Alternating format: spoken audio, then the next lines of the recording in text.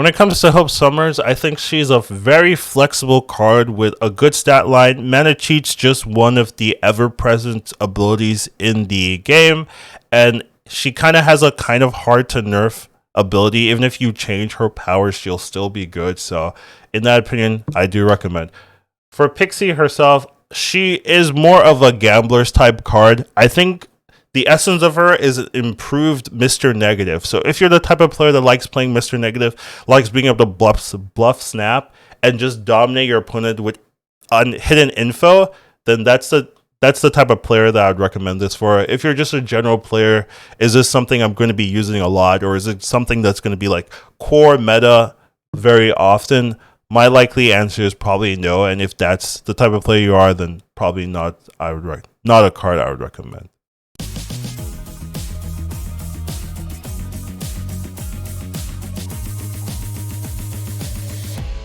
How you doing, everybody? So today we're going to be reviewing both Hope Summers and Pixie. They're both unique cards, kind of both centered around mana cheating in some way.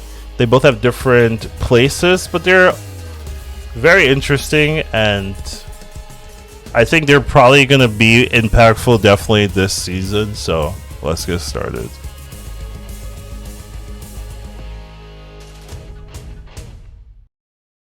Hello, so first off, we have Hope Summers. So this is the new Season Pass card, 3 energy, 4 power card. After you play a card here, you get +1 energy next turn. So this is been a really, in my opinion, flexible card. There's just a lot you can do. 3 costs usually haven't had the most general success just because Zabu is ever present in the meta, and anytime you want to play a 3 cost, you're like, oh, I could just play Zabu and a 4 cost for 3. So the 3 cost has to do something special, and I do think ramp is usually where there isn't options on 4 where there's a lot of options on 3. So ramp cards really have a really good place, being a 3 cost, and Hope Summers is no exception. It is a unique semi-ramp because you have to invest after you play the card for it to work. So it's not like Electro or Corvus where you play them and then you get the +1 for the rest of the game. Here, you play it, you get nothing. But if you play other synergies, then you can really take advantage of it even better than Corvus, even better than Electro, and really have this scaling energy card that can take you quite far into the game. So because of this card, other cards have really seen a resurgence. I would say primarily Kitty.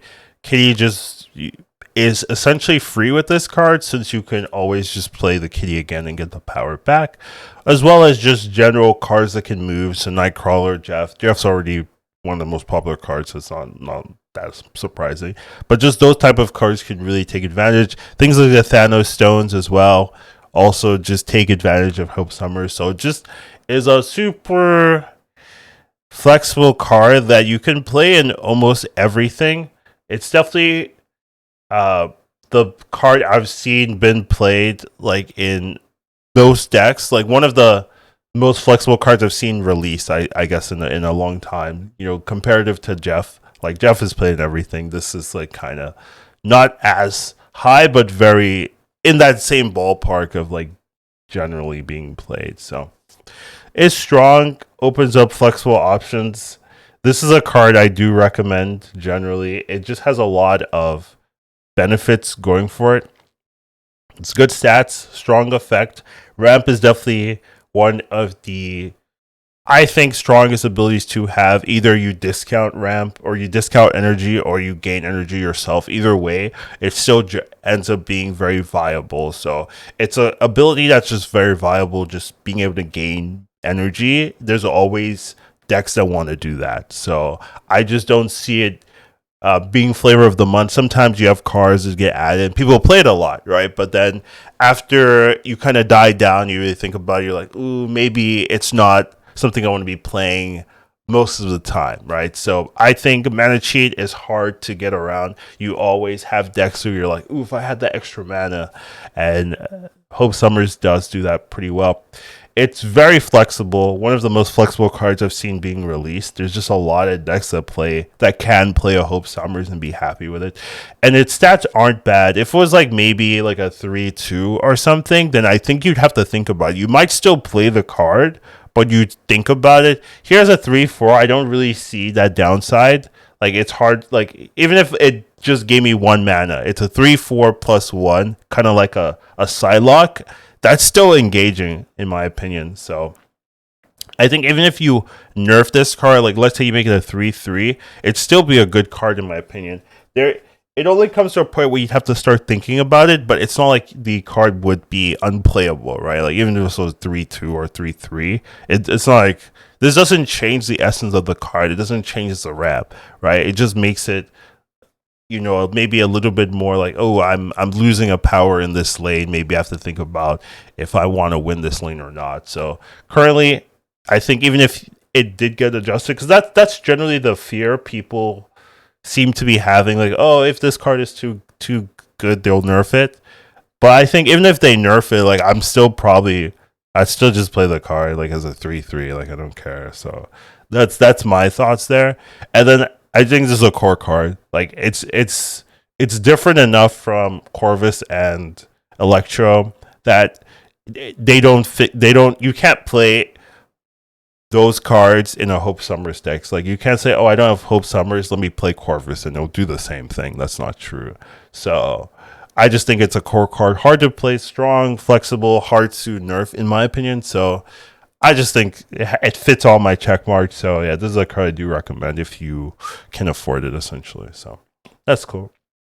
Now let's move on to Pixie. So Pixie is a slightly different card.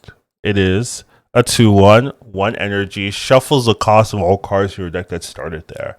So this one is a little bit different in that it's kind of mana cheat in a way, but it also has some downsides in that it's not as consistent as like, oh, you're always going to get mana cheat with this card. Sometimes you're not going to get anything. So it also doesn't work with Thanos. Like Hope Summers does work with Thanos. It has to be cards that started in your deck. So it doesn't work with Thanos, and it doesn't work with Thor, I assume, right? Those Thor hammers, those were like my two initial thoughts. Like, hey, you could play Thor and then swap the 0 mana hammer, but the hammer doesn't start in your deck. So that doesn't work. People are still playing it with Thor, but the hammer itself doesn't work. So you have to like do something else entirely. The Thor decks do have flexible curves, so it fits in it anyways. You do have people trying it with lots of different decks. I don't know if it fully synergizes with all the decks people are trying, but I think people are just trying to see, like, is there something that jumps out statistically that's like way better than the rest? And maybe that'll take time, but a lot of it is being played in a lot of decks. Now, this one, I would say is not as flexible as Hope Summers, but I don't think it's fair to just compare the two cards and say, oh, one's better than the other. I recommend one, I don't recommend the other. Like, that's not really fair. You have to look at them from their own standpoint. Now, with that in mind, like, I don't fully recommend this card. I essentially think this is like a gambler's card in terms of it can be very good, but it also can be useless. Like there are scenarios, and I do want to talk about the shuffle mechanic in itself. So the shuffle mechanic is not, at least what I would have guessed, where it's like you have a 6 cost in your deck, you have a 1 cost in your deck, you play Pixie. Every time that 1 cost will be 6 and that 6 will be 1 every time. What happens is all the numbers go into this pool, and then it just picks a number and puts it back into there. So 50% of the time, you could have that 6 cost still be 6. 50% of the time, you have that 1 cost still be 1.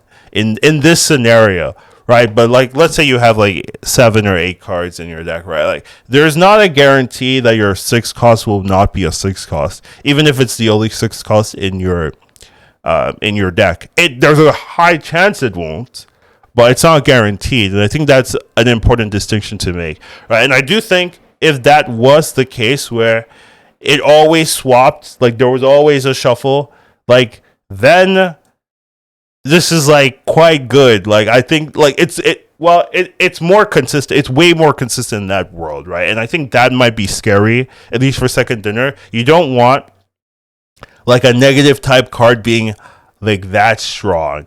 In terms of like how it changes the meta, I feel like that it becomes very toxic. If this is like so good that everyone's playing it, then this is a toxic card, right? So it seems intentional, in my opinion, when I think about it, that it isn't as consistent as you could dream it to be. And I think that is important when you play with this card. If you test it, you'll have some cases where you play this early and it doesn't like impact the game as hard as you would have liked it to, right? Like there will be some scenarios where you're getting a 1-cost Magneto or a 0-cost Magneto and you're like, this card is so broken, I can't believe it, right? But I think there's a lot of scenarios you played and it doesn't do that much. And I think that is important when you want to think about the balance of the card. When I'm looking at the decks and stuff like that, a lot of decks are also running Hope, so it's kind of hard to say, oh, the Pixie's carrying. It feels like the Hope is just good and it's doing a lot of work. But I do think them together is pretty strong, so it's not like a bad idea.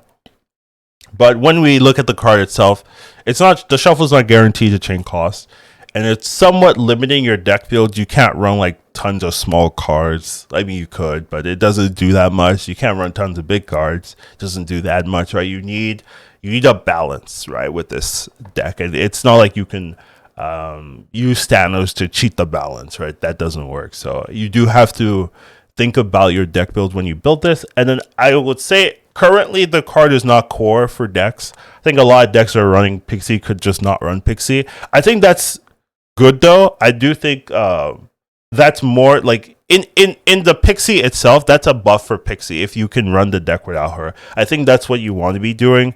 But it is to be said that you don't need Pixie in those worlds, right? So even though I think that's good that decks are designed that Pixie isn't core, it is like, hey, you don't need Pixie. It's not core. So it is something to keep in mind. Now, some of the two benefits, if you do want this card, that I would argue is that this is a very good bluff snap card, right? So if you play Pixie early and then you snap after at any point, your opponent is going to be scared. Like there's no way to really control the high roll potential, kind of like negative, right? Negative, you play negative and you snap after you play negative, your opponent is scared. So it has that same essence of negative where you can just snap and there is going to be some fear for your opponents because you don't know the high roll that the Pixie could have given you. So in that world, I kind of look at this as an improved Mr. Negative type card. So I do stats on all the archetypes every month, and Mr. Negative is always under 50%. Now I think you can create a Pixie deck or have Pixie holistically as an archetype that's over 50%, but still regaining some of those Pixie negative mechanics, negative strengths, that ability to snap, the ability to high roll, the gambler's type card. So I kind of look at this as an improved Mr. Negative type card.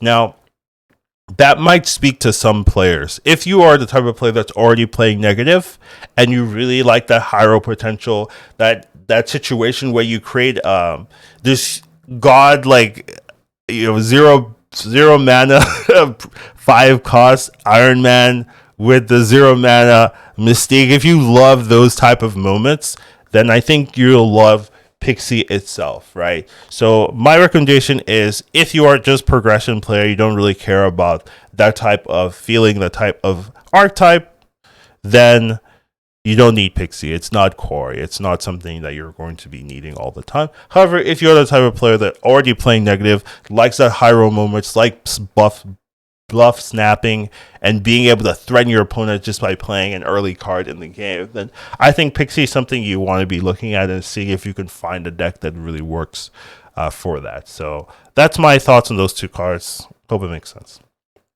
Now let's go with the spotlights. So we always have the spotlights. There's no spotlight for Hope Summer. That's just if you can buy the season pass. But for Pixie herself, I do think her spotlight is like okay. It's not great, right? Like there's no great spotlight this month. There's just like B tier. So you have to want Pixie essentially. That's like going to be the case for all the cards this month. If you want Pixie, then sure, you can high roll or try to high roll for it. If you want Pixie, then this is absolutely a skip. The other cards I don't think are worth investing too much resources. They're both Series 4, so this is just like, hey, do you want Pixie? No, then skipper. All right, now we do have decks for both. We're going to start off with Hope Summer decks, and then we'll have both in there since that works relatively well, and then we'll have Pixie decks at the end. Now, Hope Summers just has so many decks. Honestly, I could probably realistically make a list of 20 decks and not struggle, which is, I think, impressive. So Hope Summers just has a lot of flexibility. It's a ramp card that you can play on 3 and then everything synergizes with it. Like it's not hard. First one we have here is Thanos. I think Thanos is always good. Thanos is such a problem card, I bet, for second dinner, because every single deck or every single new card, it's like, yeah, you can put it in Thanos and it's not bad. It's just like Thanos works with everything. So same thing with here. This seems to be something people are really liking.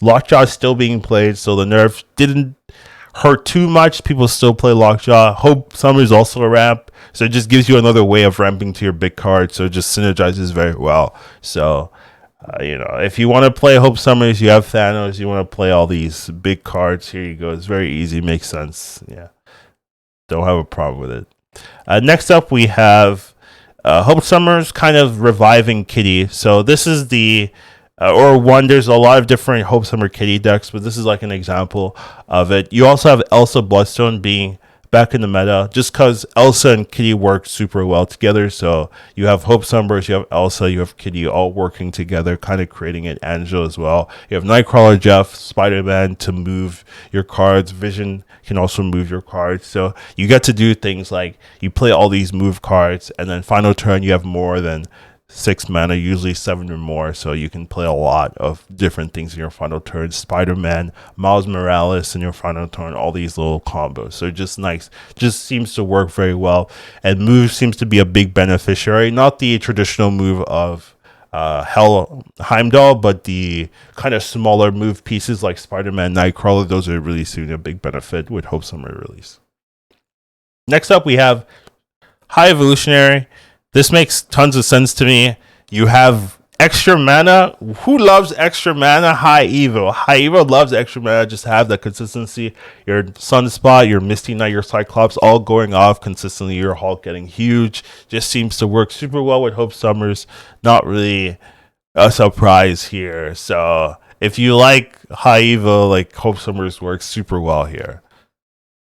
Next up, and last one we have for Just Hope is a Junk deck. Junk has seen kind of a resurgence just because this is a bounce Junk. Like this, bounce and Junk are like somewhat intertwined for some reason. Like a lot of bounce just has Junk at the top end, right? Because you're playing High Evo anyways. I mean, you're playing Hood anyways. So since you're playing Hood, Sentry and Nihilus is the only 2 you need to add. So it's just like it's a good late game piece. So Bounce just seems to like that a lot. But here we have a Bounce with Hope, and you can just have the top end of SU1, the Werewolf, with the extra mana isn't as big of a downside, I would say, since you have all the extra mana.